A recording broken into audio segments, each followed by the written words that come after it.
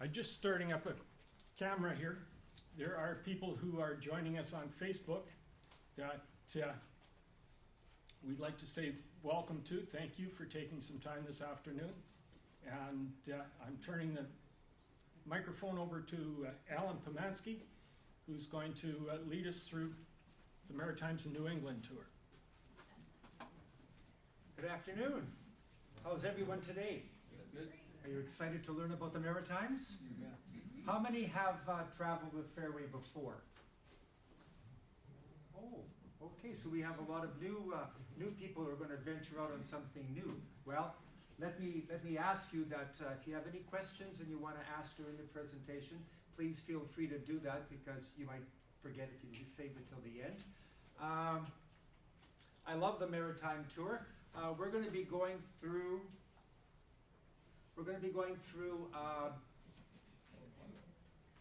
The presentation, which will cover all of these options that you have. We have a 23-day tour from Saskatchewan. We have a 21-day tour that leaves from Winnipeg on the 3rd, 6th, and 10th of September. And then we also have an option called a fly-in, which leaves on the 5th, the 8th, and the 12th. And we'll talk about how they all work into each other. Our package for the Maritime New England includes guided tours of Ottawa. And what happens there is we bring on somebody from the area of Ottawa. They come onto the coach and they show us the best and finest of their city. Ottawa, Montreal, Quebec City, Prince Edward Island, and Halifax. So we'll have somebody from those areas on the coach with us for a period of time, taking us to the highlights. We're going to go to Parliament Hill and spend some time there. We're going to go to St. Joseph's Oratory, and we'll see pictures and other captions on these places as we go through the presentation. We'll go to the Notre Dame Basilica. We'll go to Montmorency Falls. We're going to see St. Anne de Beaupré. We're going to go to a wood carving museum. We're going to see the Heartland Bridge. We'll go into Fundy National Park. We're going to see the Hopewell Rocks. I think you've probably all seen them on postcards. Now's your time to get up and real close to them. We're going to go to Anne of Green Gables' home. We're going to have 2 ferry crossings also on this journey. We're going to visit the Alexander Graham Bell Museum. We're going to go to the Cape Breton's Highland National Park. We're going to spend the day on the Cabot Trail.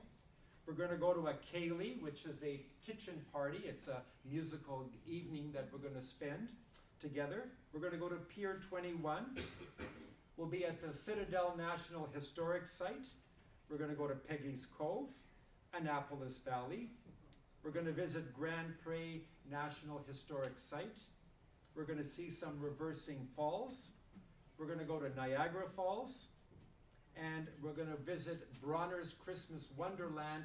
It says drive only. If you happen to be the fly-in passengers, you don't get to see Bronner's because the day that we go to Bronner's, you'll be shuttled back to Toronto to take your flight home to Winnipeg. We go back into the States for 3 or 4 more nights. What's included as far as the meals? You're going to have, if you're a driving passenger from Saskatchewan or from Winnipeg, you'll have 9 breakfasts and 6 breakfasts if you're fly-in passengers. We're going to go to a Sugar Shack dinner. We're going to have a lobster dinner. We're going to have a picnic lunch on the Cabot Trail. We're going to stop at the Rita McNeil's tea room and have tea or coffee. We're going to go to the dinner at the Skylon Tower in Niagara Falls. And if you're one of those passengers driving all the way, we'll stop at the Bavarian-style chicken dinner in Frankenmuth at Zender's.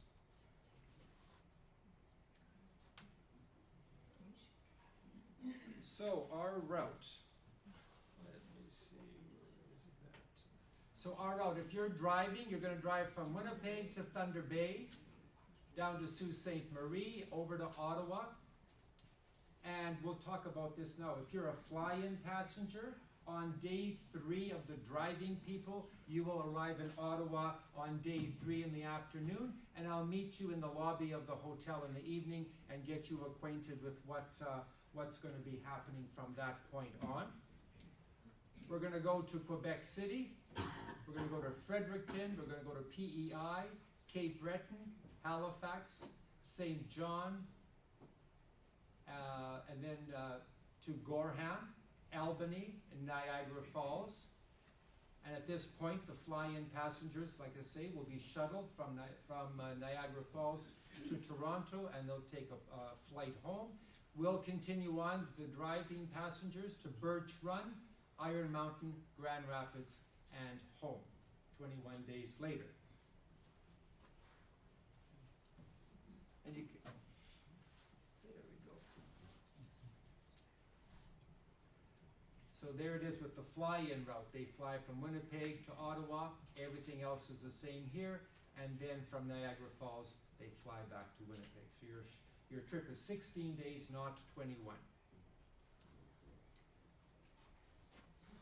And I know that we have had passengers who have flown to Ottawa and made arrangements with the office to drive all the way back to Winnipeg. So there are some options there that you need to call into the office and they can work and arrange with you. So from Winnipeg to Thunder Bay, we're going to end up at our first stop at Kakabeka Falls. It's located beside the village of Kakabeka Falls, and the falls have a drop of about 40 meters or 130 feet. Because of its size and its ease of access, we always go down and take a lot of pictures at this stop. And it's been consequently nicknamed the Niagara of the North. It's a lovely, lovely place to stop and take photographs. That's why you have the chargers on the phone, on the coach, to plug in your telephones or your cameras to make sure they're fully charged all the time. Then we're going to be going over and seeing the Sleeping Giant in Thunder Bay. You're going to see breathtaking views of Lake Superior and the surrounding area. It's available from the top of the Giant Trail and the Thunder Bay Lookout. Can everybody see this? Oops. Can everybody see the Sleeping Giant? There he is. In all our visits, we've never seen him sit up and say hi to us. And then we stop also at the Terry Fox Memorial. That's where Terry ended his run. The statue was created by sculptor Manfred Purvich to mark the place where Fox had to halt his run on August the 31st, 1980.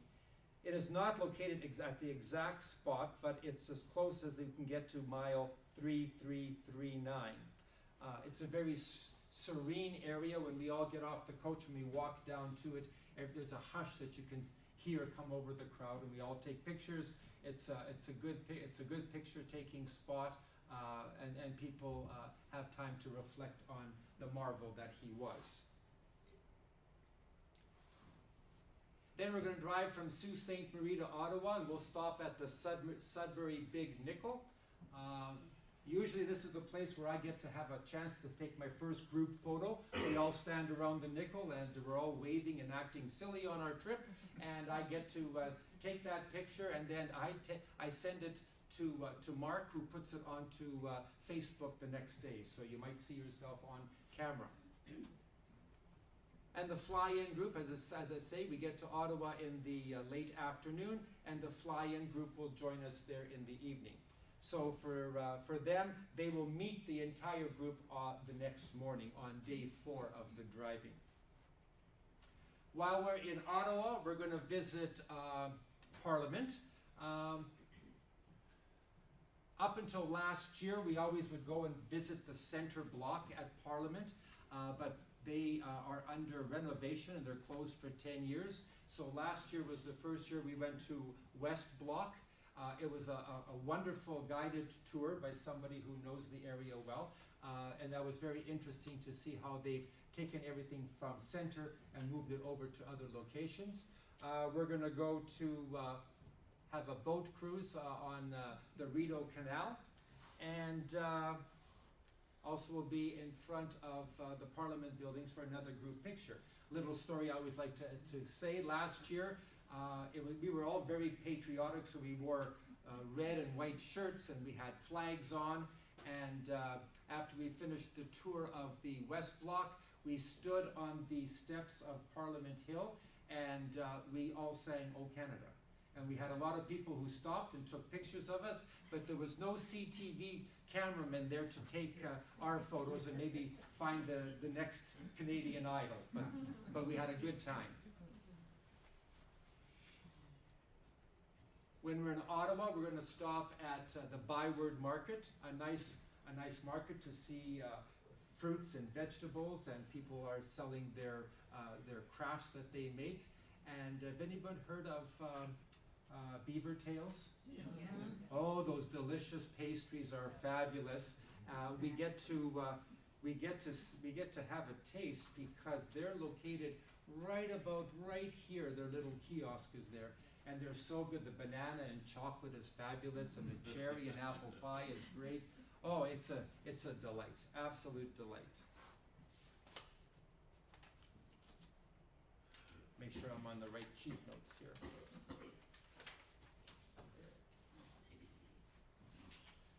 We're going to have a guided tour of Montreal. The guide takes us, and we do a little bit of a walking excursion. This is the view from the top of Mount Royal that we're going to be visiting. The St. Joseph's Oratory. St. Joseph's Oratory, let me see, there it is. Where did it go? I missed it.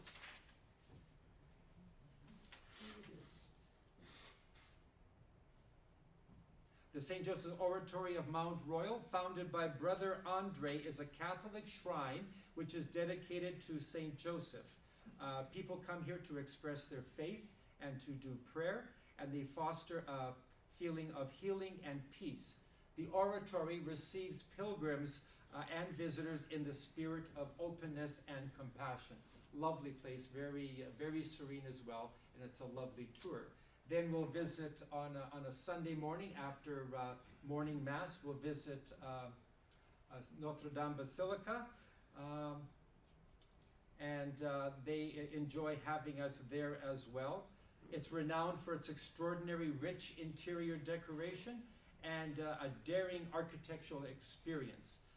Montreal's Notre Dame Basilica attracts hundreds of thousands of visitors from around the world each year. And the Basilica probably is known for the celebrity of Celine Dion. That's where she happened to get married, and that's also where the funeral mass for her husband was as well. It's breathtaking. You can take all the pictures you want in the world, but you really have to see it to believe it, because the pictures don't capture the essence of that building. Beautiful place. Then we're going to go to Quebec City, and anyone know this landmark? Chateau Frontenac. That's right, that's right. We get to walk around there and be told of interesting things in that city from our walk-on guide, step-on guide, who will be with us for the day.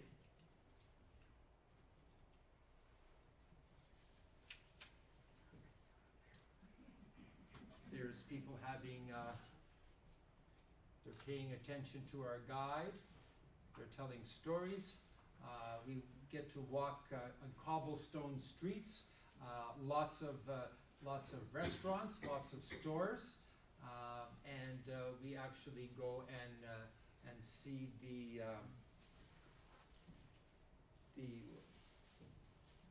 fort here. We get to spend some time there.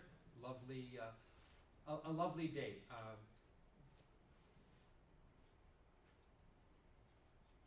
Then we're going to have a Sugar Shack dinner. This gentleman here, I think this is the 6th year I will visit him, does not speak one word of English, but he's as friendly as can be, and he enjoys playing his music for us. We have an authentic Sugar Shack dinner, and that usually consists of French-Canadian pea soup, and it's served family style. So they put bowls on your table, and when the bowl is empty, they will fill it up for you again.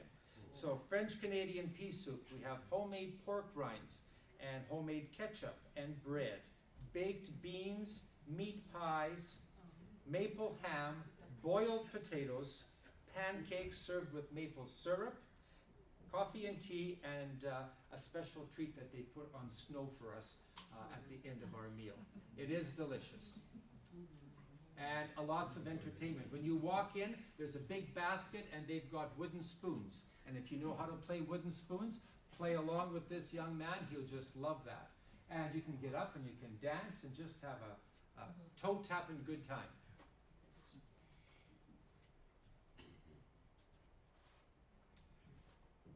We're going to go to a wood carving museum. And wonderful, wonderful place for picking up souvenirs. These beetles they're full size. They're just fabulous. The artists are magnificent.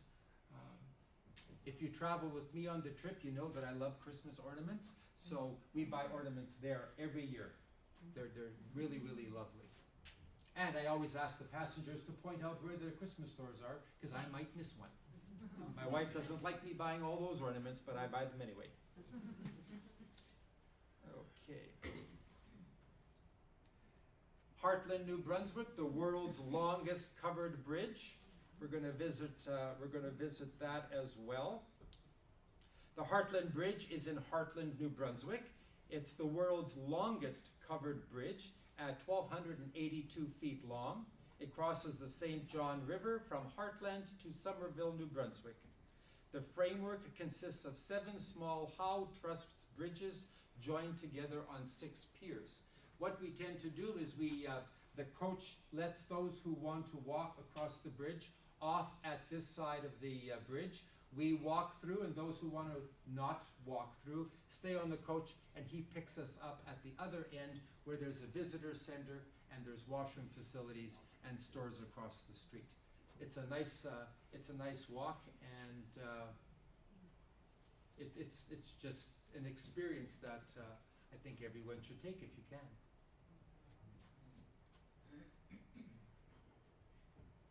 St. John, New Brunswick to Prince Edward Island. This is what you're going to see. We'll go to the little towns, Alma Pier. Notice the difference between this photo and these photos. What is the biggest difference that you see there? The colors, the water, the tide, that's correct. The boats here are the tide is in, and now the tide is out, and the boats are sitting on frames, boxes, stands, so that when the water comes back in, they'll just lift and float away.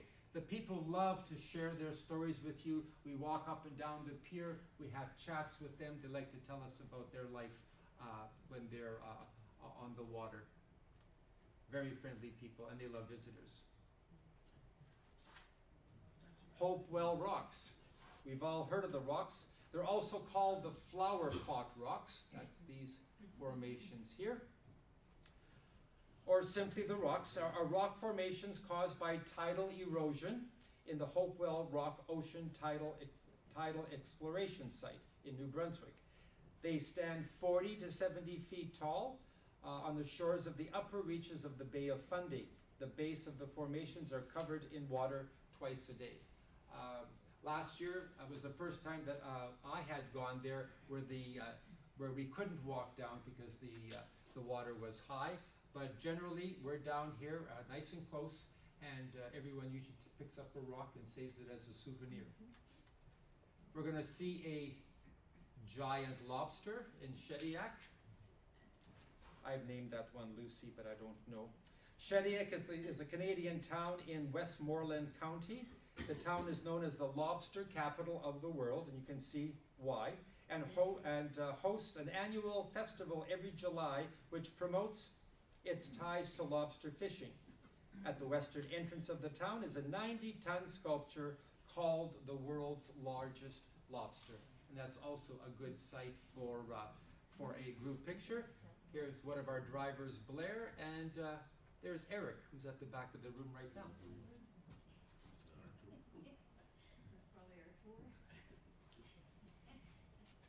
No, we're going to drive across the Confederation Bridge. The Confederation Bridge, it links Prince Edward Island and New Brunswick. It's an 8-mile bridge. Most of the bridge is about 131 feet above water. It rests on 62 piers. The bridge is 36 feet wide, and we have a maximum speed of 80 kilometers per hour while we're driving, and it takes 12 minutes to cross the bridge. And because we're sitting so high on the coach, we get a nice view of the water.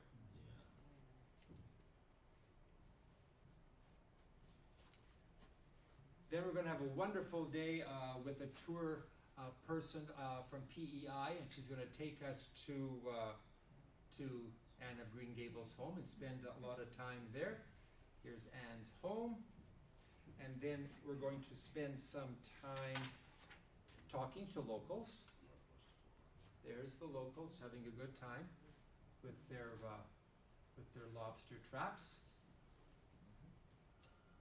And you'll see wonderful sights like this. If you'd like to take some red soil home, take some in a little bottle.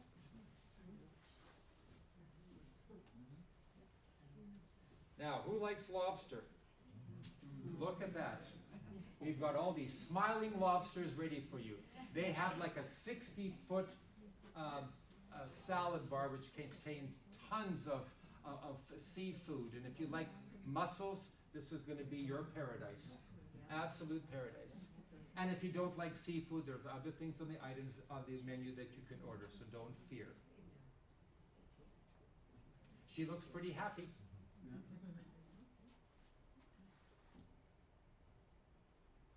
Then we're going from PEI to Cape Breton Island and spend 2 nights there. We're going to cross the Northumberland Strait by ferry. And when we get there, we're going to visit the Alexander Graham Bell Museum. The man is much more talented than just for the telephone. There's lots of wonderful things to experience while we're there.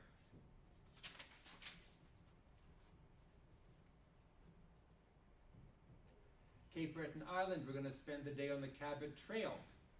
The Cabot Trail is a highway and a scenic roadway in northern Victoria County and Inverness County in Cape Breton Island. The route measures 298 kilometers and completes a loop around the northern tip of the island. We pass along and through the scenic Cape Breton Highlands. It's named after the explorer Jean Cabot, who landed in the Atlantic Canada in 1497, although most historians agree his landfall likely took place in Newfoundland and not Cape Breton Island. And construction of the initial route was completed in 1932. We'll see the Celtic Lodge and the views there, give you some time to take some photographs. If you don't come back with at least 800 photographs, I don't know what you've been doing, because there's tons to take. There's some, and on the day when we go and put our feet in the water, we even look after you, and we have towels on the coach so you can wipe the sand off your feet. So those of you who haven't been on a motor coach tour before, typically what happens is in the morning we have a 30-minute coffee break. And then at lunchtime, we have about an hour for lunch. And in the afternoon, we have another 30-minute coffee break. So you're not sitting in that seat all day long. You're getting up and you're moving. Up and down those coach stairs provides you with the aerobic exercise that you do need.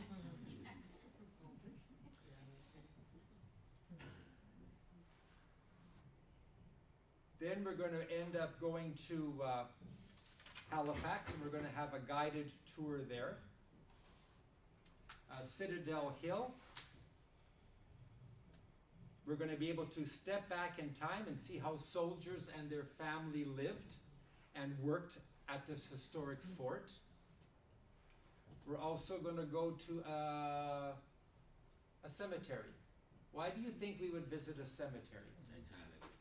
Thank you. That is correct. The Titanic.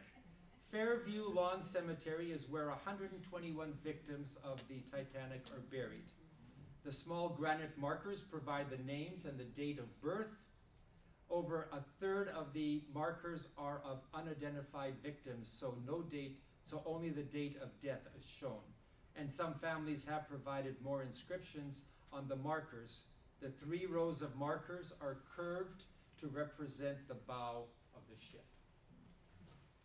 Remember when the movie Titanic came out and it was such a big hit? And remember there was a guy by the name of Jack Dawson? Remember all you ladies loved Jack Dawson. Well, there happens to be a grave marker that's got J. Dawson. Not to be confused with the character in the movie. Everybody that comes there thinks that Jack Dawson's buried there, so the grass is worn away completely because they're standing at his site. Can I just add something? Yes, please. I've been to that cemetery, Uh-huh. and there's also the graves of the people who perished in the Halifax Harbor fire. Yes, yes.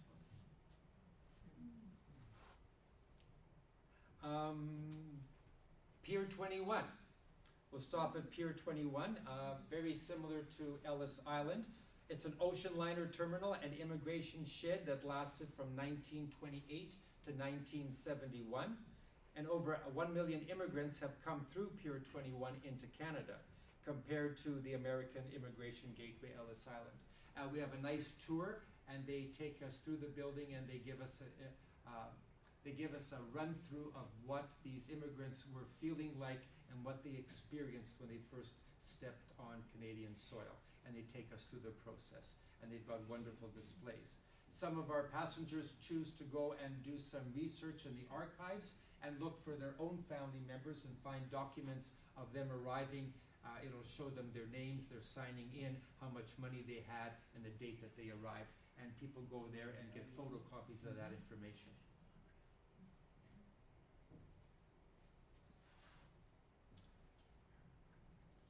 Then we'll spend some time at Peggy's Cove.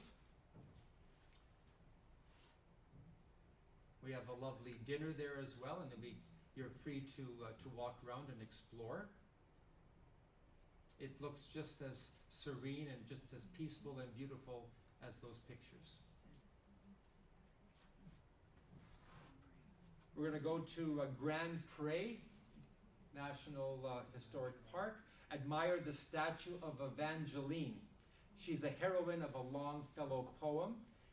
It once was the epicenter of Acadian culture, and it's a significant memorial to their tragic upheaval. And we get a story about the Acadians and what they went through during the time that they were taken away from this area. And then we're back onto another ferry. We're going to see some reversing falls. Usually we arrive in the early part of the evening. It might be dark, you won't see the reversing falls, and those reversing falls are caused by the tides going in and out. We will drive there in the next morning and give you a look at it in the daylight if we aren't able to see it. Then we'll stop from St. John, we'll go to Gorham. The colors, if we're fortunate, we'll see colors like that. We will stop at the Maple Grove Farms maple store. They have everything maple in there. If you like maple candies, there they are. If you like maple syrup, there they are. And they also have many different tastes of the different levels of strength in the maple syrup. You're free to buy them. They make great buttermilk pancake mix too.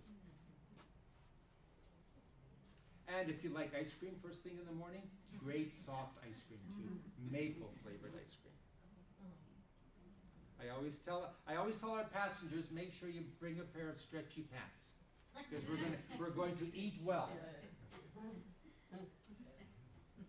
Then from Albany we'll go to Niagara Falls.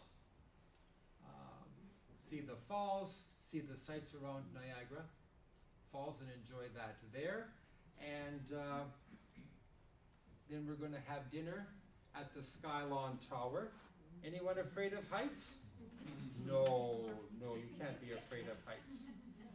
The Skylon Tower, we're going to be at the top of the tower, 520 feet from street level. It takes only 52 seconds to go up there, and you hardly feel a thing. And they have 3 yellow bug elevators. See this here? The elevator's on the outside. So if you don't like to see this height, you just turn towards the door and you see nothing. It's fun. My wife and I hide many passengers from that site. The tower has 2 restaurants at the top, and we go for a lovely buffet dinner up there, and see the sights as the sun goes down. We get to see all the colors, the lights go on, and we really enjoy the views from that height. Now, the next morning, as I said, the fly-in passengers will be shuttled to Toronto by a service, and the rest of us will continue to be on our journey. Niagara Falls to Birch Run. We're going to go to Bronner's Christmas store. It's the world's largest Christmas store. You know how much I'm going to enjoy this store, because I always do. We have a map, so we know exactly what we have to plan to do while we're there. And then we're going to go to the town square. We're going to see a glockenspiel. We're going to see the story of the Pied Piper. And then we'll walk across the street where we go to Zender's. This chicken is absolutely fabulous. And again, they serve it family style. Bowls are empty. They fill them up again.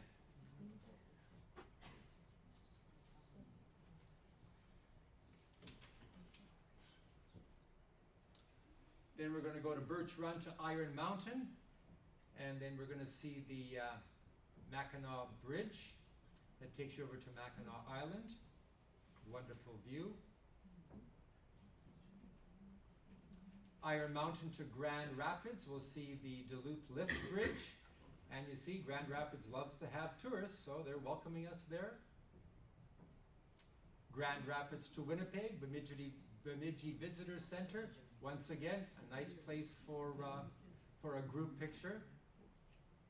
And then finally, home sweet home. And 21 days doesn't go that fast, but that just gives you an idea of what we're going to see. So the 23-day Saskatchewan drive, that's the September 5th. 21-day Manitoba drive, September 3rd, 6th, and 10th. Double price is $42.49 per person plus tax, and any optional travel insurance. And if you're traveling single, $61.49 plus tax. We have an early booking discount if you booked with a deposit at 90 days before departure. The fly-ins, if you choose to fly with air included, double is $45.99 per person plus taxes, and if it's single, $59.49, and that includes your flights and hotel transfers. And if it's a 16-day fly-in land only, meaning you're going to get to Ottawa on your own, it would be $38.99 per person double plus taxes, and single would be $52.49. And a deposit of $500 per person plus optional travel insurance. And the fly-ins also have the $50 early booking discount. So, are there any questions?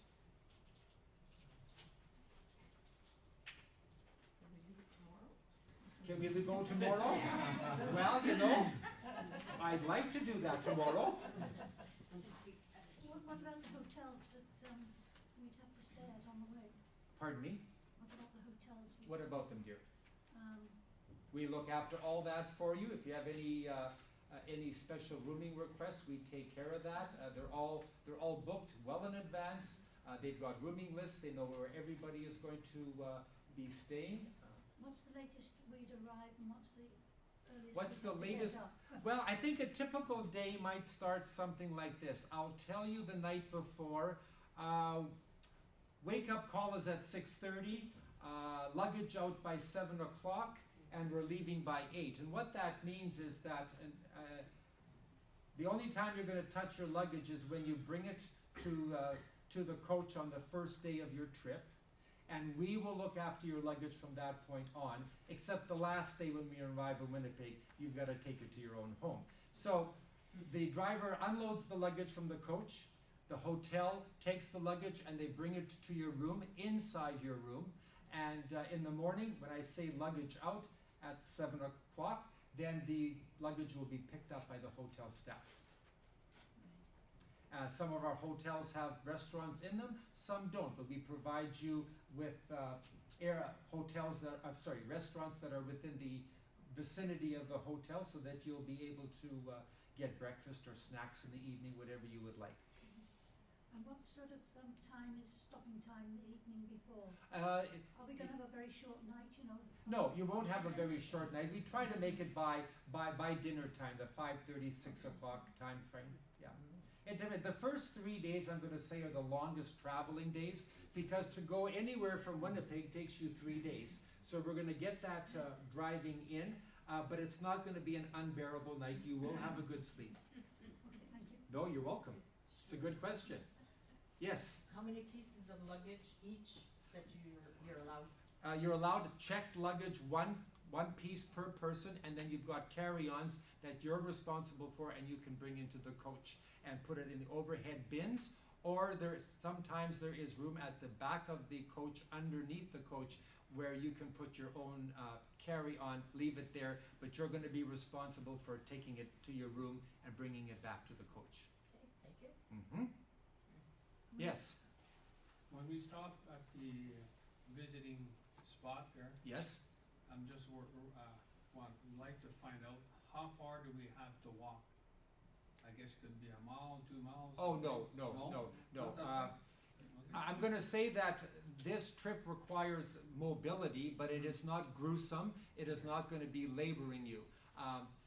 If, for example, there is a steep hill that I'm aware of, I will let you know in advance, because you may not choose to take that particular excursion up a hill. Then that is perfectly fine. But I mean, I believe that if you've got good mobility, you'll be fine. Okay, thank you. Yes. How many people on the bus? Well, the last couple of years I've gone with 52 people.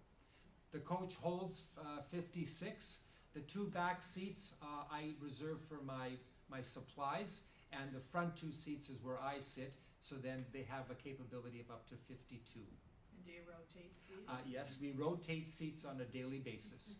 Yes. So you won't be in one spot the entire trip. Yes. I have something different here with this picture. Okay, what's that? It's because it says over here directly from Winnipeg to Halifax. Oh, that's a different trip. Eric is going to be talking about that trip. Oh, okay. Yeah, no, this is the Maritimes New England. Yeah. Okay. If that, yes. Could we talk about the elephant in the room? COVID-19? Oh, I, Mill will cover that. I'll Okay. cover that as we get. All right. If that's it, thank you very much. I'll be staying right to the end of the presentation. If you have any questions, please. Thank you. Don't swell his head. We like the humble Allan. Oh.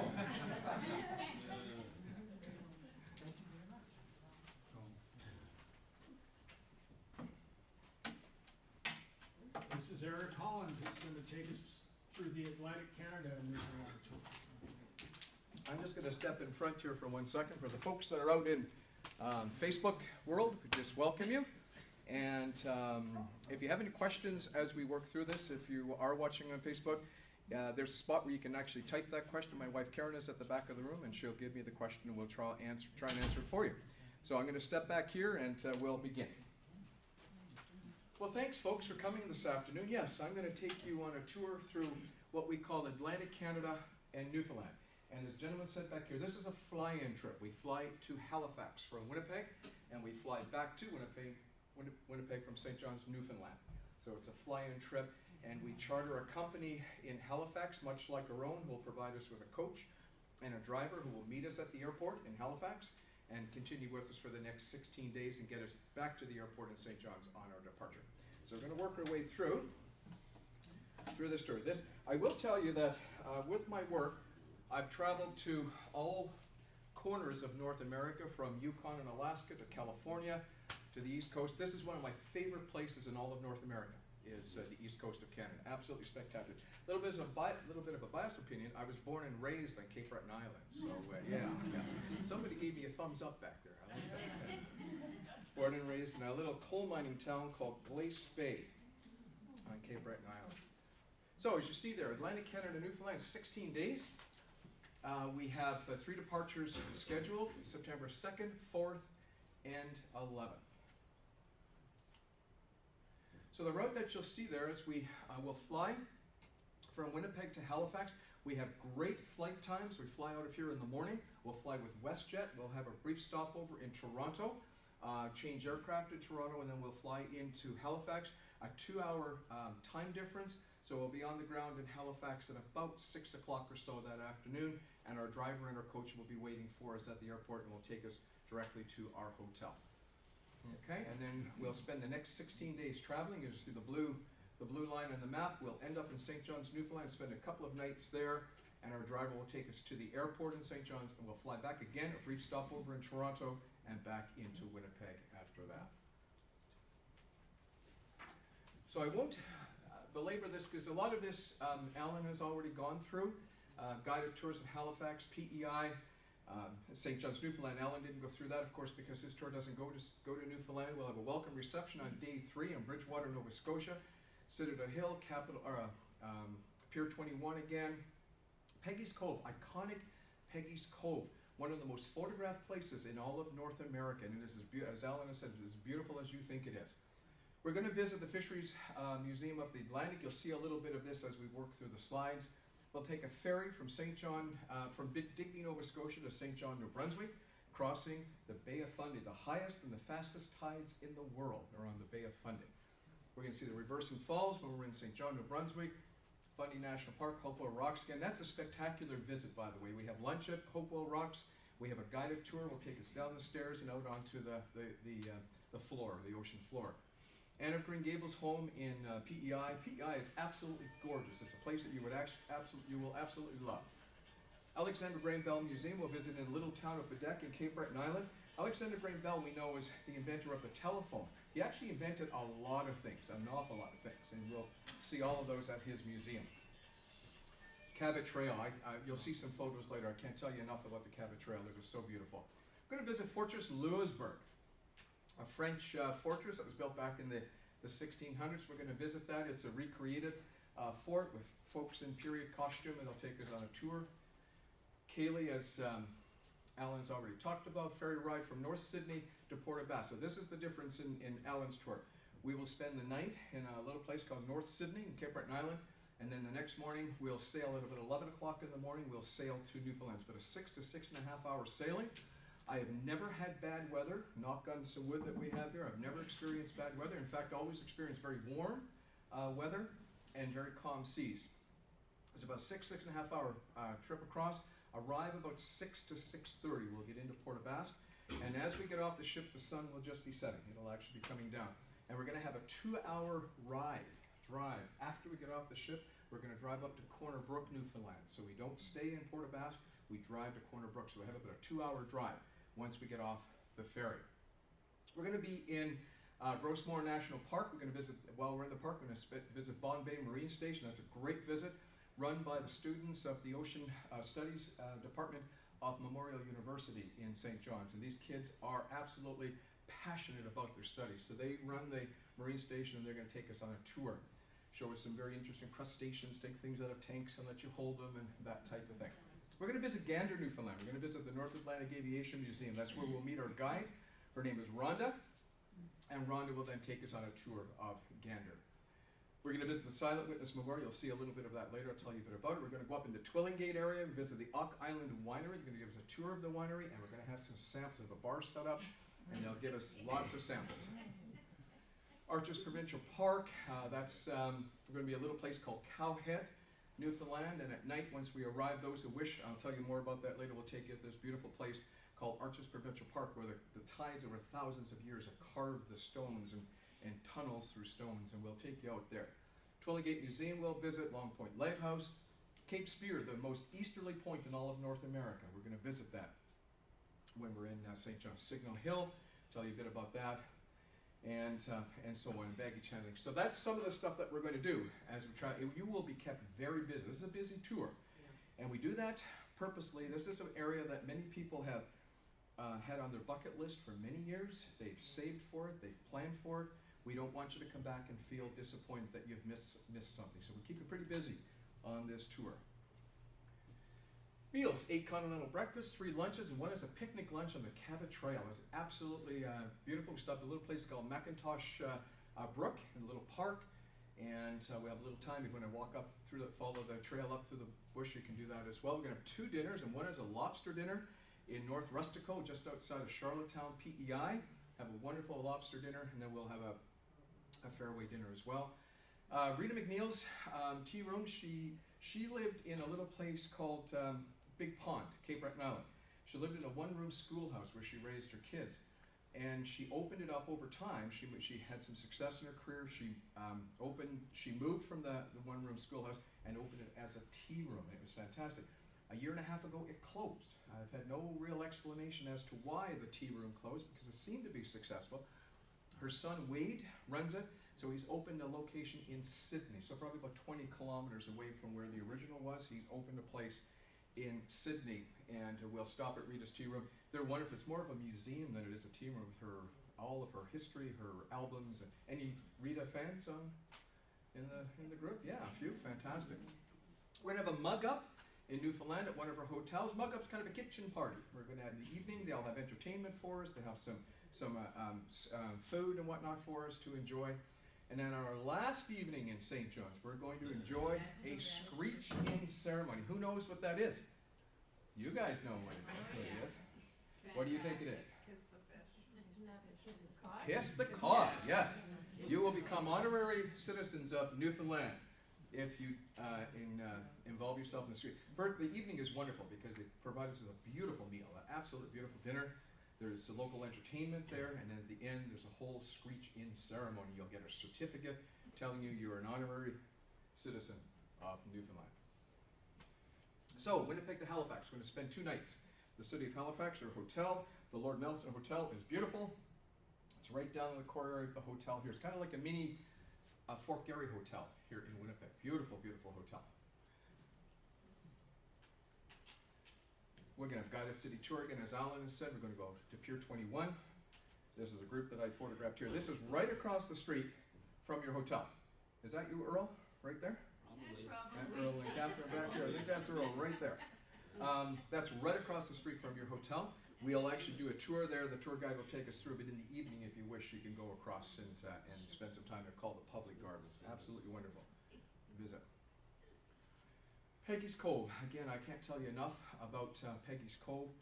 Absolutely beautiful location. You can walk right up to that lighthouse. We'll have lunch at Peggy's Cove, where the picture is being taken, where this picture here is being taken. Right behind it, there's a restaurant called the Sou'wester, and a great restaurant. Karen, my wife Karen, by the way, is at the back here. Karen loves the fish cakes. Fish cakes at the Sou'wester. Oh, the chowder at the the chowder. But a great restaurant to visit. We're going to go to Lunenburg, Nova Scotia, over here. What is Lunenburg probably most famous for? What docks in Lunenburg? The Blue Nose 2. This is the home of the Blue Nose 2. As you can see her down here. Blue Nose 2 is, if she's in dock, and we can find out just a couple of days ahead of time whether she will be, you get to board the ship, you can tour the ship, walk through, and I've done that, and it's absolutely a great time. So we will visit Lunenburg, Nova Scotia. On day 3, as I say, we're in Bridgewater. We're going to have an evening together. The hotel provides with a wonderful dessert, coffee, tea, and some dessert. So we'll do that on day 3. As I said, we'll cross the Bay of Fundy. Again, the highest and fastest tides in the world. Just like Alan said, we're going to visit the Reversing Falls down here. Reversing Falls essentially is the St. John's River that's trying to push its way out into the Bay of Fundy. The tides are so fast and so high that they actually cause the river to flow backwards. It comes back in and pushes the water back, so they call it the Reversing Falls. It pushes the St. John's River backwards.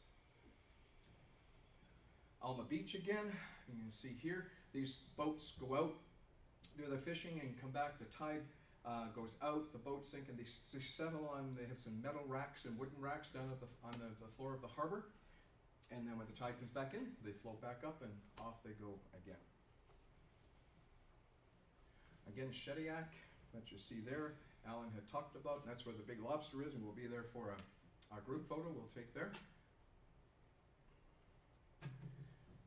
Full day of PEI. We're going to have a local guide come on board, and they'll take us for a tour of their, and it is a great PEI is an absolutely gorgeous part of Canada. It's a place where my first time there, I was taking, Alan said 800 photographs, that's probably pretty accurate, or even more than that. And every curve our bus would go around, I'd get a picture. I'd say, oh, that is the best picture I'm going to take on this tour, until you went around the next curve. And that's the way the entire island is. It's absolutely a beautiful place. This gentleman here, his name is Bruce McNaughton, a fabulous man, Scottish, you can tell by his kilt, the Scottish guy. He owns a company called the Prince Edward Island Preserves Company. They ship their preserved products all over the world. They sell it at Saks on Fifth Avenue in New York. Very high-end stuff. We're going to spend a little time here. Bruce and his wife started this business many years ago, and Bruce will come on board our coach when we arrive, and he's going to tell us his story, how all this got started, who he is, how all this got started. What you can't see here is behind, this is an old butter factory that was closed. It was going to be torn down. Bruce loved this building, he bought it, and this is where he set up his business as a preserve company. Not far, just to the left of Bruce, not far, there's a path that takes you down to an area called the Garden of Hope. We don't have access to it. The gardens we do, but not, there's a building there, it's a beautiful home, and at Bruce's own expense and his wife's, they've built this home, and they make it, and all provisions are there for them. They make this available to anybody who is in near the end of life. They're terminally ill, and he provides that to them, and he covers all costs to get them. It's an absolutely beautiful service that he provides, and as Bruce will tell you, he's been successful, and this is simply his way of giving back. And it's really a beautiful place. But he'll tell you the story when he comes on board. The coach, Bruce, is a wonderful guy. We're going to have as I say, a lobster dinner in North Rustico, just outside of Charlottetown. And if you don't like lobster, they have steak and fish and chips and other things you can have as well. Then we're going to, so we go to PEI over the bridge, Confederation Bridge, but we come back to Nova Scotia on a ferry. So we'll cross on a ferry back to Nova Scotia. We're going to travel to a little town called Bedeque, and Bedeque is in the center of Cape Breton Island, the shores of Labrador Lake. It's absolutely, it looks like a movie set when you get there, as you can see in the photograph there. And the first thing we'll do when we get on site is we'll visit the Alexander Graham Bell Museum. And there's picturing the phone there, but you'll be amazed at how many things he was involved with and the inventions that he was involved with. So we'll visit there. Out of Bedeque, the next morning, we'll take a tour of the Cabot Trail, and it is beautiful. Cabot Trail is as beautiful as you think it is, and we'll make a lot of photo stops along the way. We'll get off the coach and take some photos as we go. We're going to get into a little place called Ingonish, and we're going to stop at Ingonish Beach and give you the opportunity to stick your toes in the sand in Ingonish Beach. Yeah, this past year, September, you remember Hurricane Dorian went through the East Coast. So the beach was pretty well gone. It was pretty well washed away, but it has been restored, so that won't be an issue, but pretty well washed away. We're going to have a picnic lunch, as I say, along the way at Macintosh Brook. And as I said, we have every time we've been there, we have beautiful weather. You can see what folks are wearing here. And that lunch will be prepared by the hotel we stay at in Bedeque, and they'll have it ready for us in the morning, and we take it and off we go. Fortress Louisbourg, a National Historic Site. We're going to spend some time there. As well, we'll have a guided tour of this site on Cape Breton Island. In the evening, while we're in Bedeque, we're going to attend to Kaylee, which is actually right across the street from the hotel, so we don't have to drive to it. We just walk across the street. These folks here, there's a husband and wife here and here, and they do the Thursday night entertainment, and that's the night that we'll be there, is on a Thursday night. And they'll always bring a third person who plays fiddle or guitar or accordion, and they'll play Scottish music, a lot of Celtic music as well, a lot of toe tapping stuff that goes on. It's a really fun evening. We'll spend the evening here enjoying a Kaylee. And then we're going to, we stay in North Sydney that night, and that's where the ferry terminal. In fact, the hotel sits on a hill, looks right down on the ferry terminal. You can see your ship down in the ferry terminal. As you can see, very nice ship. They're large. Here, this seating here, very comfortable seats, has large screens on TV. They have a dining room. They have a cafeteria on board. So it's a very comfortable ride. You can go right up to the top deck, the sun deck, and go out and enjoy the outside if you choose to as well. Or on the lower decks, you can walk around, but on the sun deck, you can go right up on top of the ship. And it's about a 6 to a 6.5 hour crossing. Excuse me. Mm-hmm. If you don't get dizzy or looking over the side, you guaranteed to see dolphins swimming alongside the Yeah. boat. Yeah, you'll see I have some. pictures of that. You'll see some wildlife for sure as we see life as we go. We're going to be in Grossmore National Park in Newfoundland. We drive through the park, we make a few stops along the way, and one of them is at the Bond Bay Marine Station, which is in the park. Here it is, here you see up top, and this is where I'd mentioned the students from Memorial University, the Ocean Studies area. They run this program. We'll spend some time there as well. Lots of fun. This is the Arches Provincial Park I talked about. We're going to get into Cowhead one of the evenings when we're in Newfoundland. Very small village. There's really virtually nothing in Cowhead. There's a hotel. There's a live theater. We'll tell you a little bit about on the trip. There's the Grossmore Theater has a live theater building right in the parking lot of our hotel. And I'll circulate, well, the tour director will circulate information about the play that's running at that time. If you wish to go at night, they'll order tickets for you. And while you folks do that, others then will go with the tour director and driver out to Arches Provincial Park, about 20 minutes outside of Cowhead. And we have a really nice evening there. And these rocks, there's a number of them. You just see this one here, but there are a number of them. These have been carved through thousands of years of tides coming in and coming out. So we'll spend some time there on the evening that we are in Cowhead, Newfoundland. In the Bond Bay area again, we're going to make our way into Gander, Newfoundland. Who can tell me, in recent years, what Gander became very famous for over the last number of years? Any guesses? What that would be? 9/11. Absolutely. I'm just going to find my notes here so I'm not getting myself mixed up. Gander, first of all, go back in time. Gander has had one of the largest airports in the world. This is a very small community, one of the largest airports in the world, not because of its population, but it was a gas station. This was before days when jetliners could make it across the Atlantic. So this was the last stop for fuel. So it was a very, very busy airport. It's not so busy any longer, but go back to the time of 9/11. First of all, Gander only has about 11,000 people, just over 11,000 people. Back during Second World War, 10,000 Canadian, British, and American military personnel resided in Gander. Over 10,000 military people there. Again, very strategic during the wartime, and the area became strategic as an Air Force ferry command. So planes that were going to the war service would have to stop, refuel, and then head across the Atlantic. But one other thing I'll mention before we get to 9/11. There is a memorial built near here called the Silent Witness Memorial. Beautiful. Back, Arrow Air, which was a charter flight, Arrow Air Flight 1285 was chartered to transport United States soldiers with the 101st Airborne Division from Cairo, Egypt, to their home base in Fort Campbell, Kentucky, with refueling stops in Cologne, West Germany, and Gander, Newfoundland.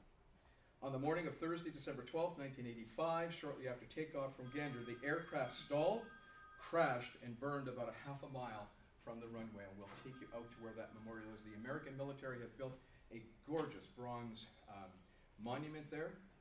A soldier holding hands with two young children who are holding out olive branches. The olive branch is significant of what the 101st Airborne were doing in Egypt. They were on a peacekeeping mission. It's a moving place. It's dead quiet when you're there because of what occurred here. 248 military personnel and 8 crew members lost their lives that morning. And we'll take a ride. Rhonda, our guide, will take us up there. The Transportation Safety Board determined the problem that caused the crash was ice contamination on the wings. Many of the families of the soldiers have never accepted that and have been fighting with the American military to reopen the case. They feel it was sabotage that brought the airplane down. But the aviation folks say it was ice on the wings. There it is there. So this is absolutely beautiful. This is all made of solid bronze. This is the soldier from the 101st Airborne with these 2 young children, and the children are holding out an olive branch. Olive branch is significant of their peacekeeping mission in Egypt. This is the names, of course, of all the people on board. This is inside the airport. Beautiful mural inside the airport. Rhonda, who is a tour guide, she was on duty the morning of 9/11, and she's going to tell us a little bit about what her role was on that morning. Her job was to was to marshal the aircraft. They had 38 big jumbo jets land in Gander inside a very short, because as you remember, airspace over North America was closed, and flights coming from Europe had to land, and this is where they landed. It was in Gander, Newfoundland. 6,600 passengers landed in this little town that only has 11,000 people living in it, and they were there for 6 days and cared for. Anybody ever see the play called Come From Away? Few people have seen it. It's a musical. It opened on Broadway 5 years ago, I believe it, and is still playing on Broadway. It's never closed. It's come through Winnipeg. I've seen it at MTC. Karen and I were in Las Vegas last year. We saw it there. I actually have the CD from it called Come From Away. Fabulous play all about 9/11 and how it changed the town of Gander, Newfoundland. Come From Away, by the way, is a phrase. If you are from anywhere other than the East Coast, other than Newfoundland, you are known as you've come from away. So that's why the play is called Come. It's a Newfoundland term. You're from away. You've come from away. So 6,600 people that day, they come from away. And that's why they call the play that. Okay, so here we go. We're going to go up to a beautiful little place called Twillingate. And we're going to visit the Ock Island Winery. All of the wine is made from berries, not made from grapes as we traditionally know it, all made from local berries. So we're going to visit that, get a tour, have some samples. We're actually going to have lunch at the Anchor Inn that you see over here. It too is in Twillingate. But a beautiful, beautiful little place. Long Point Lighthouse. We're going to visit a number of lighthouses on this trip, by the way. You're going to enjoy that. A number of lighthouses. Get some history into the operation of these lighthouses. When we're in Newfoundland, we're going to visit Cape Spear. And again, Cape Spear, as I said earlier, is the easternmost point in all of North America. Incredibly rugged. The coastline is absolutely, you can walk right along the coastline. They have fencing and a wooden boardwalk and so on, so you're safe, but they're a beautiful rugged coastline. We're going to drive up to Signal Hill, which is where Marconi received his first transatlantic message from England. This is where he did it, at Signal Hill, and that's high above the harbor in St. John's, Newfoundland. George Street, famous George Street in St. John's, full of lounges and pubs and so on. Lots of fun down on George Street. Jelly Bean Row, recognize those houses? There is no such thing as one Jelly Bean Row. We call it that. It's a number of streets that are made with built with these very colorful houses. Our driver will take us down, find a place he can stop, give us a few minutes to get a few photos, and then back on board the coach. This is taken from this photo here, up at Signal Hill. That's Halifax Harbor, St. John's Harbor. And this little opening here is called the Gut, and that's what takes you back out into the Atlantic Ocean. Our hotel is right there, right down on the harbor. You open the windows and you look straight out onto the harbor. A little village just outside of St. John's called Kitty Vitty, little fishing village. We'll take a trip out to Kitty Vitty when we're there as well. There's Kitty Vitty. Terry Fox Monument. Alan showed you a monument commemorating where Terry Fox ended his run in Thunder Bay. This is right beside your hotel. There's a 1-minute walk from your hotel. This is where Terry Fox, on that very cold, if you remember the film that we saw, very cold morning, kind of wet snow, he walked down to this spot where this picture, when I'm taking this photo right behind me is the spot where Terry Fox dipped his artificial limb, his leg in the water, and then began his run from this. But it's a pretty solemn location here, and beautiful job that they've done in commemorating what Terry Fox, in my view, is one of the finest Canadians that ever lived. This is a young man who was just so inspirational, and born in Winnipeg, by the way. He lived in Transcona for a short time when he was born, and then his family moved to the West Coast. And we're going to enjoy a screech-in ceremony at the end. Wonderful meal, and we'll have the ceremony. There will be some local entertainment there for us as well. So, St. John's to Winnipeg. We'll board the flight. Our, again, terrific travel times. Our driver will take us at about 9:30 in the morning, get us out to the airport. It's about a 20-minute drive to the airport. We'll get checked in, and then we'll start our flight home. We'll fly into Toronto, connect, and back into Winnipeg, and we'll be on the ground here late about supper time in that area. We'll be back in Winnipeg. So you'll see it's 16 days. There are 3 dates: September 2nd, 4th, and 11th. You'll see air included, $44.99. If you wish to use your air miles or Aeroplan, you can do that as well, and you can see the land-only prices there at $35.99.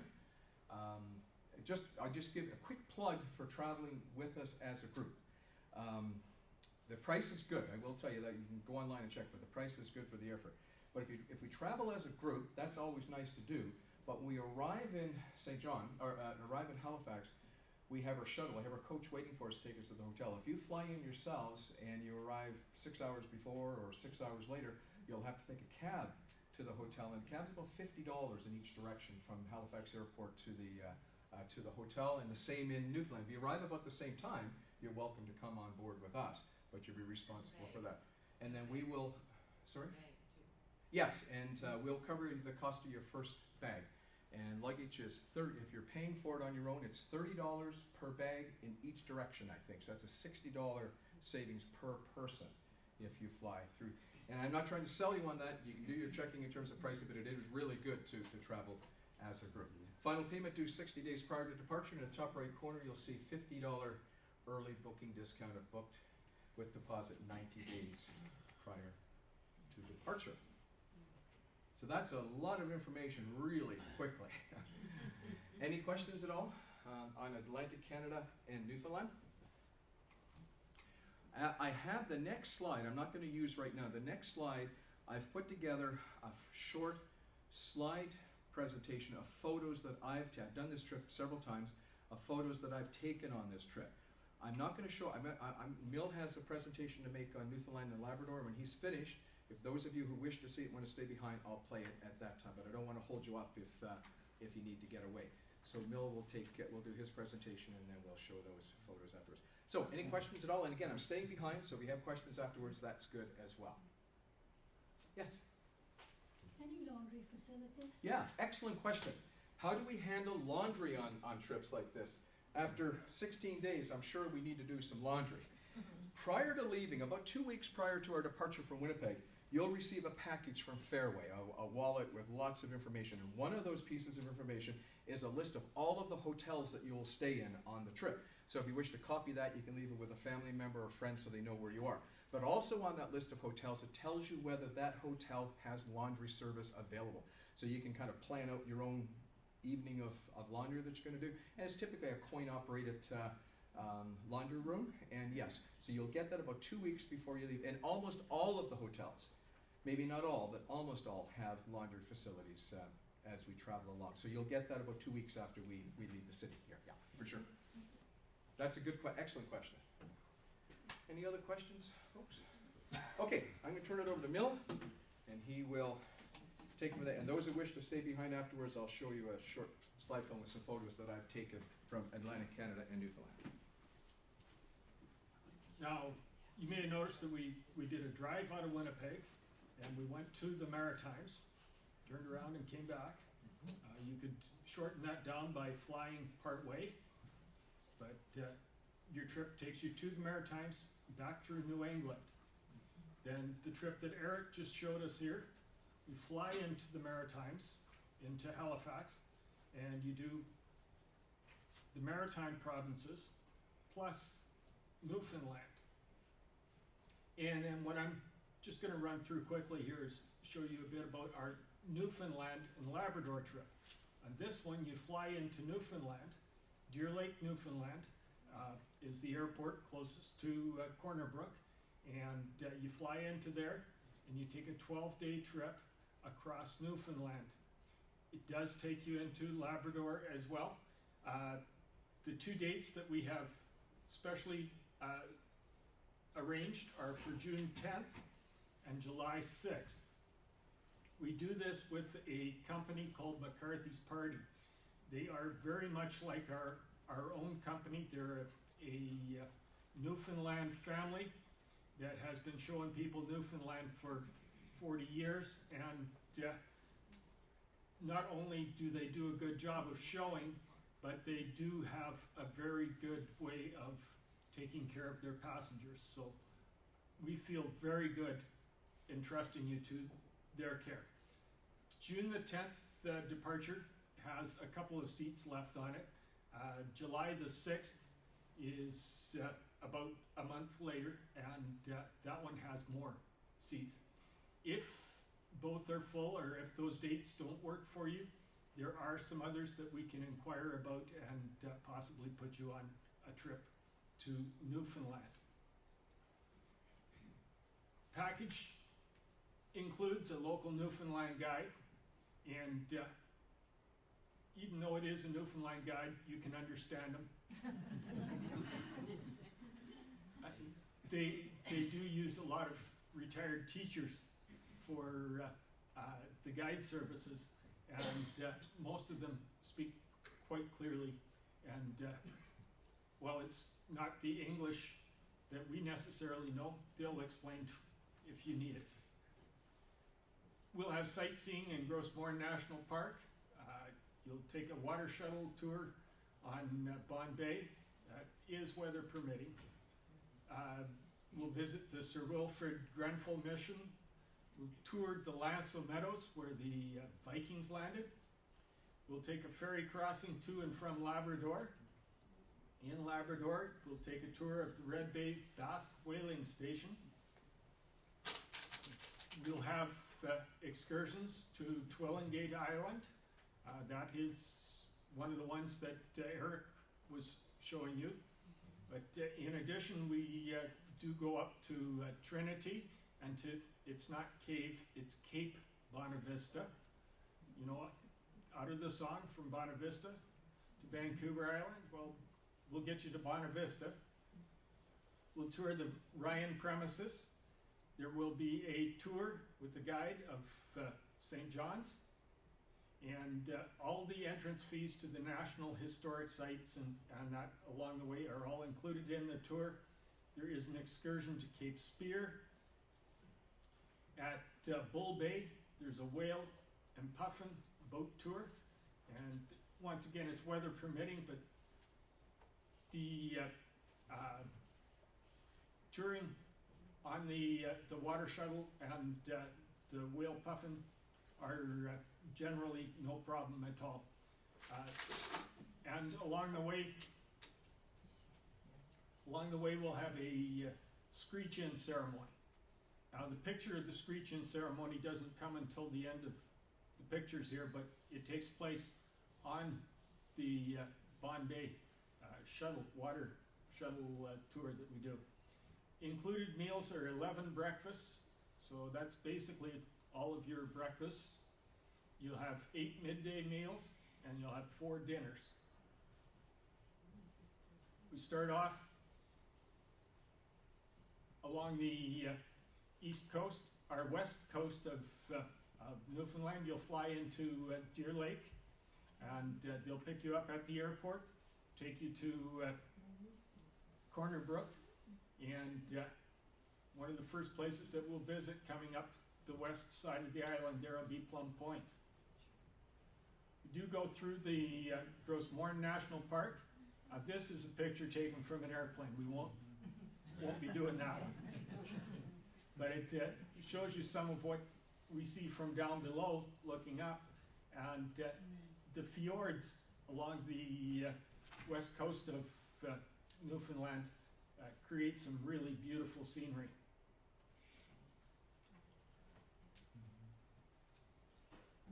In June, there's probably a better chance of icebergs than July, but having said that, my wife Diane and I went down on this about 3 years ago, and we did a July date, and we got to see some icebergs along the way.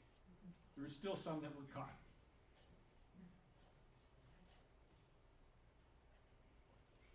On the west coast of the island, we'll stop at Port au Choix, and you'll have a chance to enjoy some of the interpretive fishing exhibits here. Show how things have been done and how things still are done.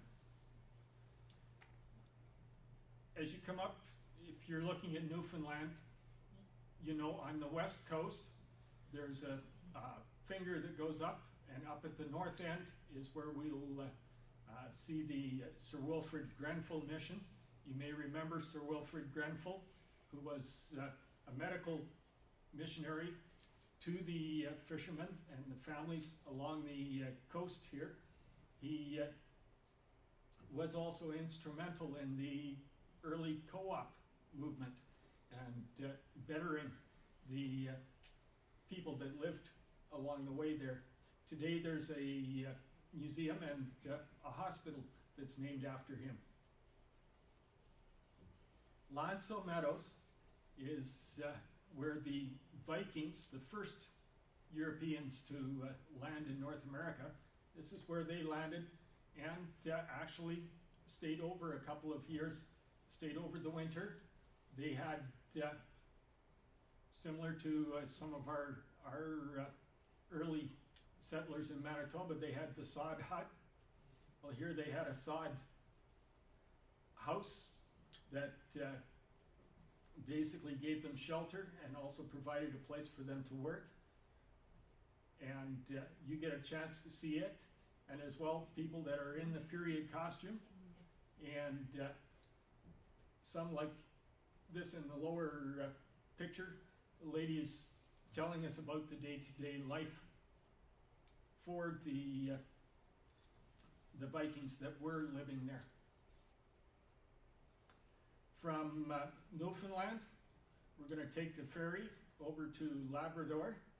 It's only about a 45-minute crossing, and it's across Iceberg Alley, but as I mentioned, the time of year that we're going, the big icebergs are gone past, so we're not looking for a repeat of the Titanic. In Labrador, we stop at the Red Bay UNESCO site. Labrador, on the coast there, Red Bay, there was a fishing, or not fishing, but a whaling settlement where people came from Europe, and they did the whaling in order to get the different products that are used from the whale, the whale oil, and then there was the whale bone, and it was not, I know today people look at the whaling and they would really be up against, how is it, public perception of whaling these days is that it's doing away with an extinct, or a species that's becoming extinct, because the fishing that they would do today is with modern boats and tools. These guys used a boat the size of this carcass that is left here. That is one of the original whaling boats that they used, and in behind it is a life-size mural showing a whale, and another bunch of whalers out on the boat. So you can see it was not quite as slanted toward the fishermen's end. It was something that they really had to go through in order to get their prey. As Eric mentioned, as we come back over to Newfoundland, we'll stop at the Arches Provincial Park, and you'll notice the overlap on these tours. The Newfoundland and Labrador tour, though, we do have 12 days to see things, and everything that you see on those cool TV ads, you see on this tour. This is a traditional Newfoundland meal. It is a jig's dinner. Everything on there is boiled. And if you had the corned beef and cabbage the way I did growing up, you might not have the right attitude toward a boiled meal. But trust me, this was appetizing, and it was something to experience. The water shuttle tour of Bond Bay. This takes us out on the by Gross Morin there. And on the boat here is where we had our screech in. So they have some entertainment on board the boat that was just like having a kitchen party. And we all, in a very nautical way, got to kiss the fish. We will take you up to Twillen Gate, and once again you'll see the fishing village there.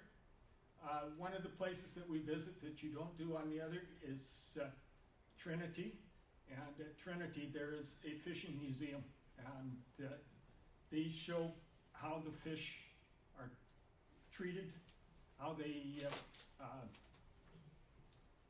process them, and Newfoundland is known for their codfish. This is right in the heart of where the fishing was done. It's come back some, but the cod fishery, as you have heard in the news over the years, it took quite a bit out of the fishery to where they had to stop fishing in order to allow the fish to come back. But today you can actually taste fresh cod from Newfoundland. We'll do a mug up en route, and this one, the ladies had brought out all the dainties. It was as good or better than any church tea that I'd been to. I didn't get to everything, but I did try a number. We had music and entertainment at the same time. We'll take you up to Bonavista, and this is up on the point, on the north point of Newfoundland, and fishing, and off to the North Atlantic. Ryan Premises is an 1800s refurbished community, and we have people there that once again are in interpretive mode. They've got the costumes, and also it is still a village where people do live, so some of what we're seeing is still done today. Clarenville. And then as we get to the east coast of Newfoundland, we'll go to Bay Bulls for a puffin and whale tour. Now the whales are not a guarantee. If we're lucky, we'll get to see some. My wife was the one person on the boat that was too slow to turn, and she got the picture of the whale. He came up where he'd gone down. But we will, because of the time of year that we're there, we will see the puffins. They come in for their nesting season on the rocks of the islands there at Bay Bulls, and they're quite a bird to see. They're colorful, and you'll see lots of souvenirs of them, but when you watch them fly, somebody described it as a flying potato. They are not aerodynamic. And at Bay Bulls as well, we had a really awesome lunch after our cruise. This was the best cod au gratin that I had ever tasted. I mean, it was just to die for. The fish, and once again, for those who aren't into seafood at all, there are choices. We'll visit Cape Spear on our way into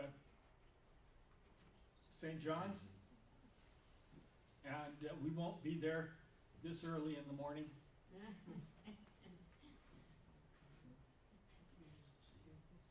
It is along the coast there. There is a trail you can hike up to the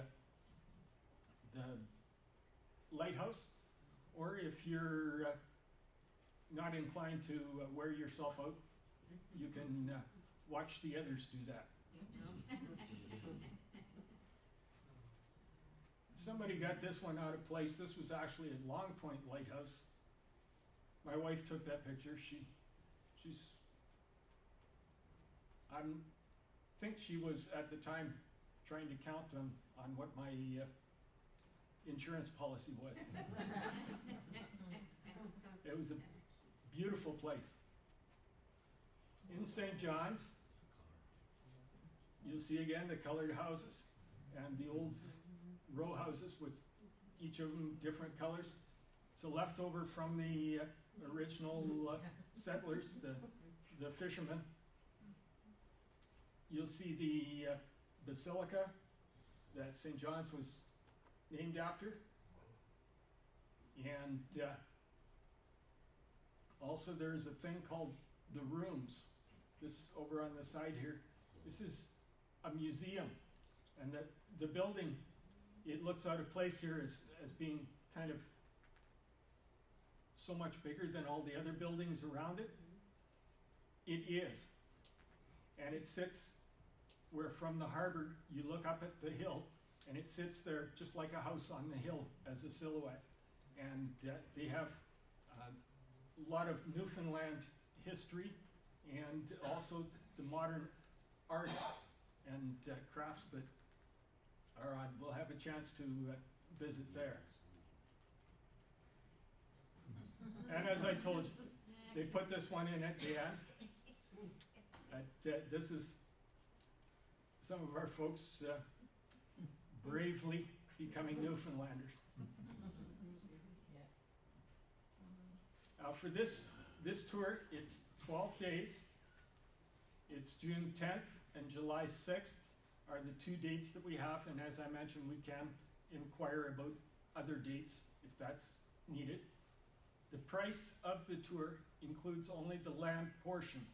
So in addition to the tour price of $3,500 per person, a double plus tax, or a single is $4,320 plus tax.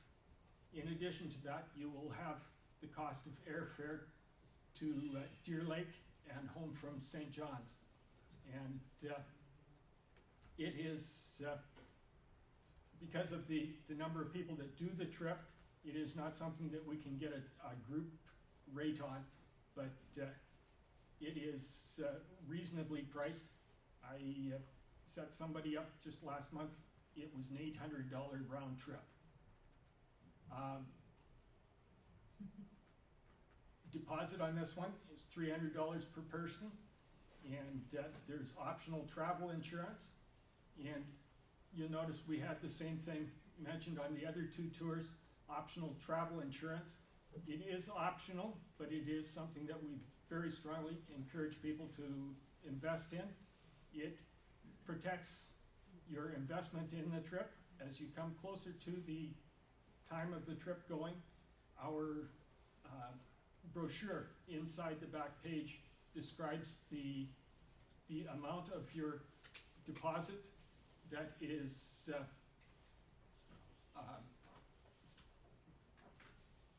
not refundable, and within 90 days it is only the deposit that's not refundable. If you're within 60, then it is 60%, and if it's within 30 days of the tour, it is 100% that is non-refundable. The travel insurance that we do sell through Blue Cross, they are offering an insurance which covers your health during the tour, and they also have the cancellation, and Blue Cross as of today is still selling insurance that is not dependent on the COVID-19. So it is a very good investment. If something happens that you cannot take the trip, you can recoup your investment. I'm just gonna quickly play the video that Eric mentioned. And then if you got any more.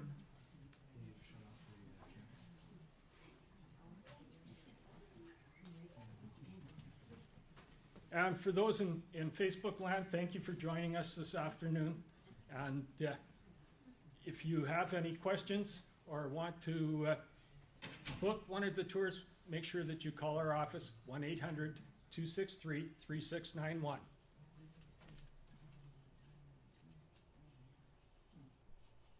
So this is photos I've taken over the last few years on Atlantic Canada, Newfoundland. You'll notice some from Alan's trip as well, because we do cover some of that same material. It's not